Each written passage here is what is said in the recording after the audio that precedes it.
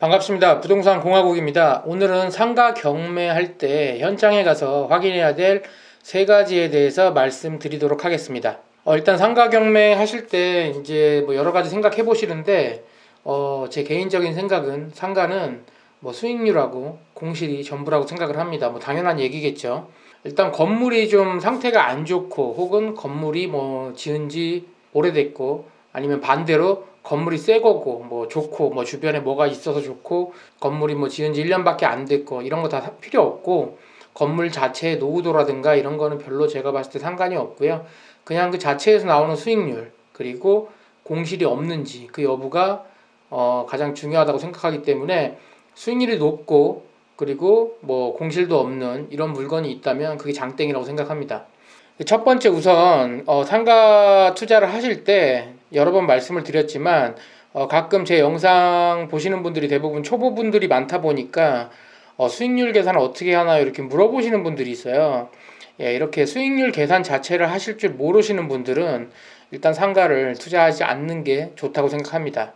그리고 가장 중요한 부분이지만 아무리 수익률이 높다고 하더라도 그거는 이제 뭐 이 상가가 임대료가 100만 원일 때 수익률이 이렇습니다라고 얘기하는 거 아니겠습니까? 실제로 100만 원에 임대 들어와야 되는 거니까 예, 수익률이 아무리 높아도 공실이 나면은 관리비는 내가 내야 되거든요. 그렇게 되면 손해기 때문에 아무리 수익률이 높아도 공실이 난다면 뭐 절대 안 되겠죠.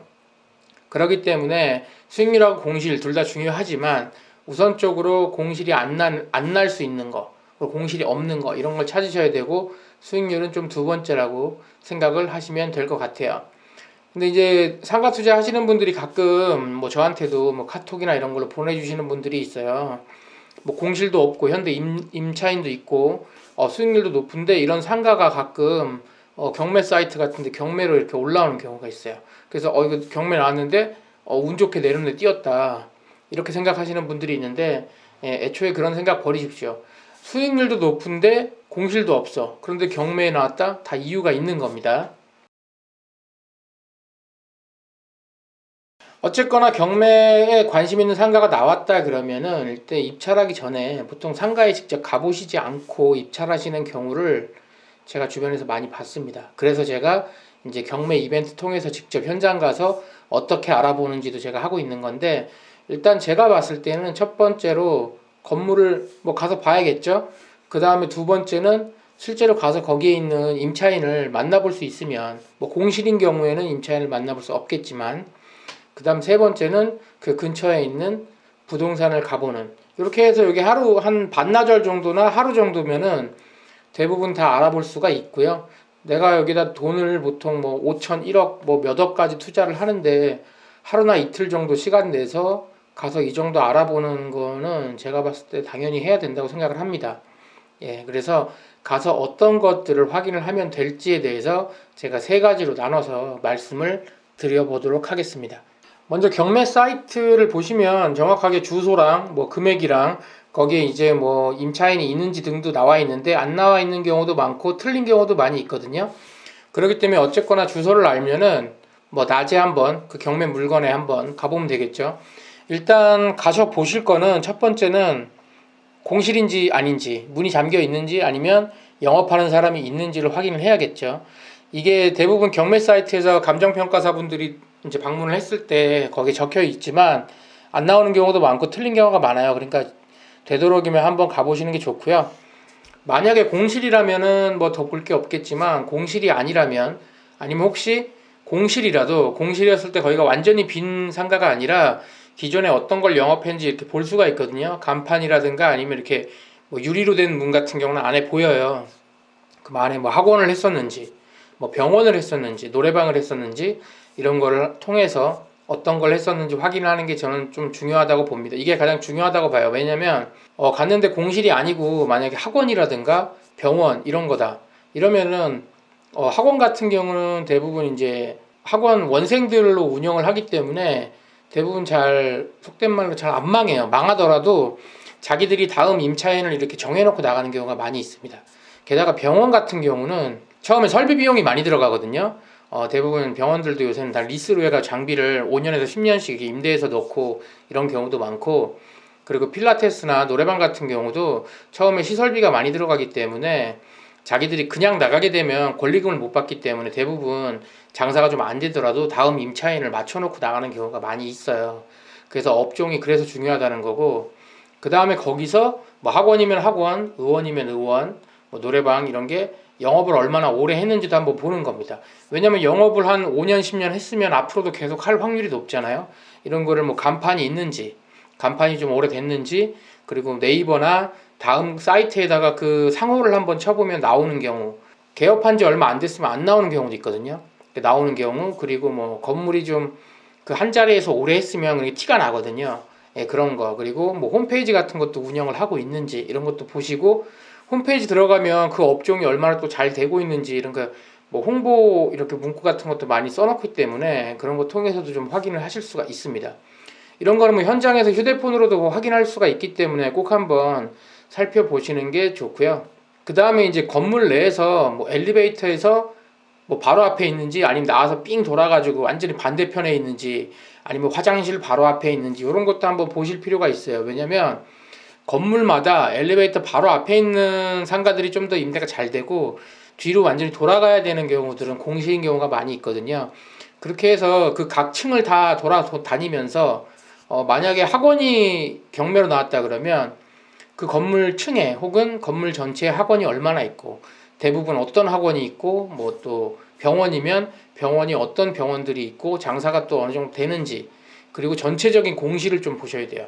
건물 안에 이제 대부분 구분상가지 않습니까? 요새는 구분상가인데 한 100개가 있는데 그 중에 한 뭐 30개가 공실이거나 아니면 빈대가 너무 많다거나 혹은 뭐 다 꽉 차 있는데 다 장사도 잘 되고 하는데 내가 지금 보러 간 경매 물건만 공실이거나 이런 경우는 임대 나갈 확률이 좀 높겠죠. 이런 부분들을 그 건물 자체에서 좀 확인을 하시는 게 중요합니다. 그리고 건물을 다 둘러보신 다음에는 거기 그 대부분 1층이나 지하에 가면은 그 관리실이 있거든요. 그 관리실 같은데 구분상가 같은 경우는 관리실이 따로 있습니다. 관리실에 가셔가지고 이제 제가 여기 위에 경매 나온 물건이 있어가지고 요거를 좀 확인하려 왔는데 이쪽은 관리비가 대충 얼마 나오는지 그리고 혹시 지금 거기 임차인이 뭐 관리비를 미납한 게 있는 거는 없는지를 확인해 보시는 게 좋습니다. 저도 그 전에 확인을 했더니 뭐 관리비가 뭐 한 300만 원, 250만 원 이렇게 뭐 그 미납이 되어 있는 경우가 있었거든요. 이걸 왜 확인하냐면 당연히 이제 그 명도를 최악의 상황에 명도해야 되면은 뭐 내가 이 돈을 내야 될 수도 있고 크지 않은 부분이지만 그리고 이렇게 미납이 된다는 거는 장사가 잘 안 된다는 얘기거든요. 예, 그런 부분도 어느 정도 가늠을 해볼 수 있기 때문에 관리실에 들려서 한번 미납된 관리비가 있는지도 확인해 보시면 됩니다. 그 다음에 이렇게 건물을 보러 갔을 때 되도록이면 낮에 가거나 혹은 노래방이나 주점 같은 임차인을 가진 경매 물건지였다면은 뭐 밤에 가야 좀 사장님 만나볼 수 있겠죠. 그 임차인을 만나보는 게 저는 되게 중요하다고 생각을 하는데 일단 임차인 만나러 가면 처음 가시는 분들이 좀 이렇게 좀 만나기 좀 어렵지 않을까 생각하실 수가 있는데 제 경험상 만나러 가보면은 대부분 좀 친절하게 얘기를 해줍니다. 왜냐면 일단 임차인들 만나보면은 이분들이 자기들이 돈을 내고 월세를 내고 쓰는 거 아니에요. 영업을 위해서. 이 물건지가 경매에 나갔는지를 한번 물어보세요. 대부분 알고 계세요. 그렇기 때문에 어떻게 되면 지금 찾아와서 자기한테 물어보는 이 물건에 대해서 물어보는 사람이 새로운 이 뭐 어떻게 보면 건물주가 될 수 있는 거기 때문에 뭐 건물주한테 잘 보이겠다 이런 게 아니라 요즘 다 뭐 그런 건 없어요. 근데 이제 또 얼굴 알아야 되니까 또 그 사람들 입장에서는 빨리빨리 경매가 낙찰이 돼서 자기들이 좀 정상적으로 운영을 하기를 바라지 않겠습니까? 그렇기 때문에 제가 몇 분 만나봤을 때는 대부분 다 호의적으로 얘기를 다 해줘요.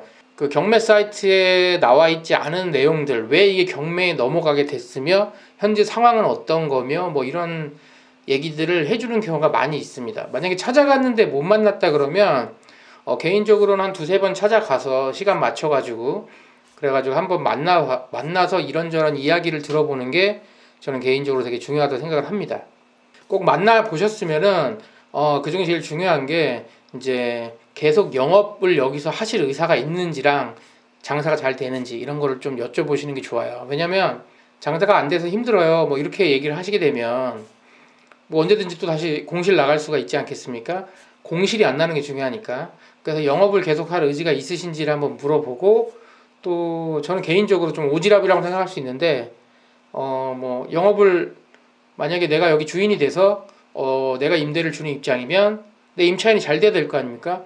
내가 또 영업을 도와줄 수 있는 게 있다면 그런 것도 한번 생각을 해보는 게 좋을 것 같고, 그리고 이제 계약 기간이 대충 얼마 남으셨는지, 끝나더라도 계속 뭐 영업할 생각이 있으신지. 만약에 본인은 영업할 생각이 있다 그러는데 그 안에 시설이나 이런 게 많이 안 들어가 있는 학원이라든가 이런 거는 원생이 중요하지, 그 안에 책상 옮기고 뭐 칠판 떼서 옮기고 이런 거는 이사 비용 이런 건 얼마 안 들거든요.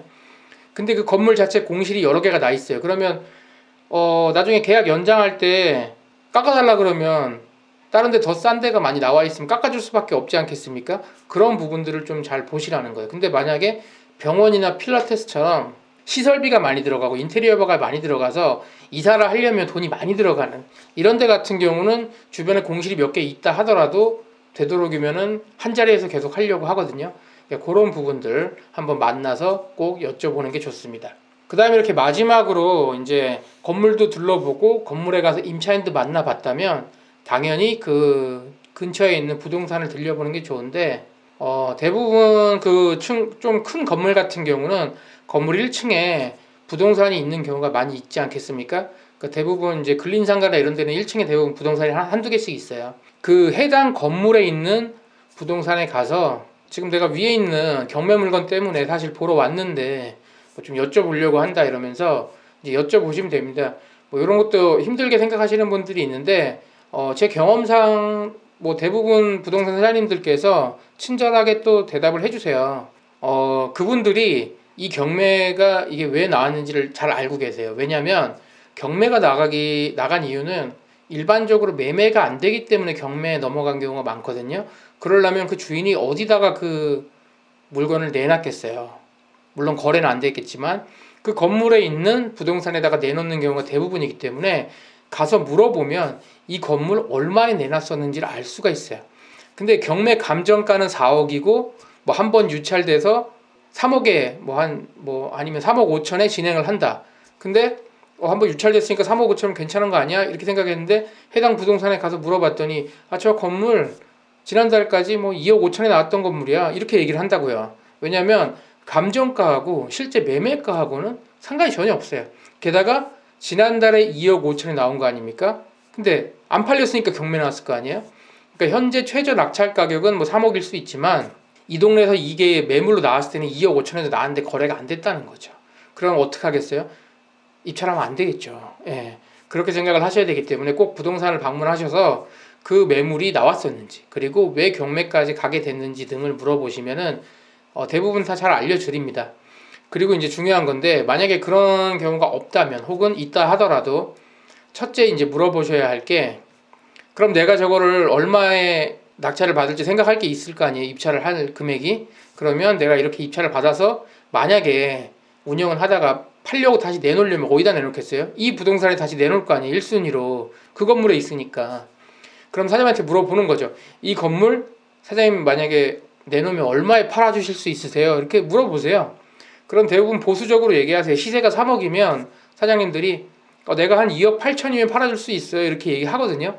그러면 내가 어떻게 하겠어요? 최소한 2억 8천 이상 안 쓰는 게 안전하겠죠. 예, 이런 것들을 이쪽 부동산 통해서 확인을 하는 게 좋습니다. 그리고 만약에 이 매물이 공실이라면 임대를 채워야 될 거 아닙니까? 임차인을 구해야죠. 어디다 구하겠어요? 해당 부동산에다 구하겠죠. 그 건물 1층에 가서. 그러니까 반대로 또 하나, 물건을 제가 낙찰 받으려고 하는데 만약에 지금 여기 건물에서 이런 상가 나왔을 때 이거 사장님한테 의뢰를 하면 지금 얼마 정도의 임대를 맞춰주실 수가 있습니까? 이렇게 얘기를 물어보고, 만약에 사장님이 한 1,000에 100만 원 정도에 그 정도면 넣을 수 있을 것 같네요 라고 했다 그러면 좀 보수적으로 생각하시는 게 좋겠죠. 그리고 가장 중요한 게 현재 이 동네에 이 경매 매물과 비슷한 상가가 나온 게 현재 일반 매물로 나온 게 있는지를 한번 물어보셔야 돼요. 제 경험상 경매 입찰하려고 알아보러 갔다가 예전 영상에서도 말씀드렸지만 동네에 일반 매물이 좋은 게 있어서 그거 사는 경우가 더러 있거든요. 왜냐면 괜찮은 매물은 경매까지 잘 안 가요. 그렇기 때문에 그런 부분도 한번 꼭 물어보셔가지고 그 상가도 한번 온 김에 보는 것도 좋겠죠. 그 해당 그 위에 영업을 하고 계신 임차인이 있다면 그분에 대해서 혹은 그 업종 그 가게에 대해서도 저 가게 장사가 잘 되는지 뭐 이런 것도 한번 물어보시면 좋고요. 그리고 별로 안 중요하다고 생각하는 게 뭐 최근에 이 동네 이슈라든가 뭐 개발 호재 무슨 여기 들어와 이런 거는 이제 가서 물어보시면 얘기 다 해주시거든요. 근데 그런 거는 개인적으로 상가 투자할 때는 저는 별로 중요하다고 생각은 안 합니다. 어쨌거나 이런 부분들을 마지막으로 부동산에 가서 확인을 해보시는 것이 중요하다고 생각합니다. 마지막으로 이제 이렇게 세 가지를 다 알아봤다면 뭐 입찰을 할지 말지 결정을 해야겠죠. 그래서 내가 입찰하려는 금액이 당연히 주변의 일반 매물보다 확실하게 저렴하다고 판단이 될 때, 낙찰이 될지 안 될지 모르겠지만 주변 시세가 3억인데 내가 3억 5천을 입찰할 수는 없잖아요. 그러니까 뭐 한 2억 8천이나 7천 이렇게. 그리고 해당 임차인이 계속적으로 영업할 의사가 있다면 좋겠죠. 그리고 아까 말씀드린 대로 이제 수익률을 한번 계산을 해봐야 돼요. 내가 뭐 3억에 만약에 입찰을 해서 낙찰을 받았다. 그랬을 때 수익률이 얼마인지. 만약에 계산했더니 뭐 수익률이 3%고 뭐 대출 받는 것까지 계산했더니 3.5%고 이러면 사실 굳이 뭐 무리해서 입찰해가지고 경매받을 필요는 없겠죠. 생각을 해보시고 또 만약에 공실일 경우에는 주변 임대료 아까 이제 부동산 가서 확인해봤지 않겠습니까? 사장님이 뭐 한 1,000에 100만 원이다 그랬을 때는 만약 공실이면은 1,000에 100만 원의 시세라고 하더라도 이게 내가 낙찰 받은 다음에 바로 사람 넣을 수 있는 게 아니잖아요. 빨리 넣어야 될 거 아니에요. 뭐 두세 달 공실 날 바에는 좀 싸게 해서라도 빨리 넣는 게 좋잖아요. 그래서 제 생각에는 보통 한 20% 정도 수익률 계산을 할 때 1,000에 100만 원으로 계산할 게 아니라 한 1,000에 100만 원이 시세다 이러면은 한 1,000에 80만 원 정도로 해가지고 적정한 수익률이 된다 하면은 입찰을 하시는 게 좋습니다. 마지막으로 보통 여기까지 이제 이렇게 꼼꼼히 세 군데 다 들려보고 따져보면은 대부분 입찰을 포기하거나 아니면 더 좋은 일반 매물을 찾는 경우가 많습니다. 그러기 때문에 제가 꼭 한번 입찰하기 전에 현장에 가서 이렇게 세 군데 다 들려서 살펴보시라고 말씀을 드리는 거고요. 오늘 제가 드리고 싶은 말씀은 내가 부자이면 상관이 없는데 내가 부자가 아니라 앞으로 부자가 되고 싶은 사람이라면 최소 몇 천만 원 투자하면서 남의 말만 듣고 이렇게 하지 말고 꼭 현장에 가서 잘 모르더라도 꼭 나는 아무것도 모르니까 현장에 가봐야 내가 뭘 알겠어 이렇게 생각하지 마시고 오늘 제가 말씀드린 대로 건물 살펴보고 무리해서라도 그냥 좀 창피하더라도 임차인 한번 만나보고 그리고 그 밑에 있는 부동산 한 군데라도 꼭 한번 들려보시면 생각하시는 것보다 훨씬 더 많은 정보를 얻으실 수가 있습니다. 그러니까 꼭 남의 말만 믿고 이거 좋으니까 하세요. 믿지 마시고 꼭 한번 현장에 가보시고 결정을 하시라는 말씀을 드리고 싶습니다. 오늘도 시청해 주셔서 감사드리고요. 나가시기 전에 좋아요와 구독, 알람 설정 꼭 부탁드리겠습니다. 일단 앞서 말씀드린 대로 수익률을 계산할 줄 모르면 상가를 시작하지 말라고 말씀드렸는데 간단하게 수익률 계산하는 법에 대해서 말씀드리고 가겠습니다. 수익률은 되게 간단하게 계산을 하실 수가 있는데 연간 총 수입을 내가 실제로 들어간 내 투자금으로 나눠보면은 그게 수익률로 나오는 겁니다. 그러니까 예를 들어서 한 달에 들어오는 수입이 100만 원이다. 한 달 수입인 거죠. 대출 받은 거 있으시지 않겠습니까? 뭐 안 받았다 그러면은 뭐 대출 금액은 없는 걸로 생각을 하시고 보통 일반적으로 다 대출을 받기 때문에 월세가 100만 원인데 대출 이자가 40만 원이다. 그러면 내가 실제로 한 달 동안 나는 수익은 60만 원이죠. 그 60만 원을 1년치로 곱합니다. 12개월이니까 그럼 720만 원. 이 720만 원을 이제 연간 총 수입으로 생각을 하시고요. 실제 투자금은 원래 이게 상가가 2억짜리인데 대출을 1억을 받았어요. 그러니까 이자를 내겠죠. 그리고 그 임차인한테 보증금 받은 게 있을 거 아닙니까? 그 보증금도 빼고 이렇게 되면 원래 내가 매입한 금액은 2억이지만 실제로 내가 들어간 돈은 9천만 원이죠. 보통 계산을 하실 때 취득세도 뭐 넣어야 되지 않냐 뭐 이렇게 얘기를 하시는데 일반적으로 그 상가 같은 거나 오피스텔 같은 거 수익률 계산을 하실 때 당연히 취득세도 생각은 하셔야겠지만 수익률 계산하실 때는 취득세는 보통 빼고 계산을 합니다.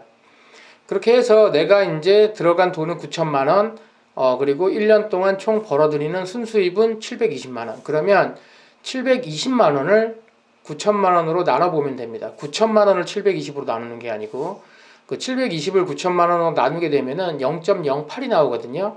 그러면 이게 8%란 뜻이에요. 100분율로 환산을 해야 되니까 100분율로 곱해 보면 이제 100을 곱하면 되죠. 그럼 0.08 곱하기 100을 해보면 8이 나오니까 만약에 2억짜리 상가가 보증금 1,000만 원에 월세 100만 원에 임대가 나갔다. 이러고 대출은 내가 1억을 받았고 대출 이자가 40만 원 정도 나오더라. 이랬을 경우에는 수익률이 8%. 예, 뭐 이러면은 뭐 준수한 편이라고 생각하실 수 있습니다. 뭐 서울 쪽에서는 이 정도면 되게 괜찮은 거고 경기 쪽에서는 조금 낮다고 볼 수가 있겠습니다.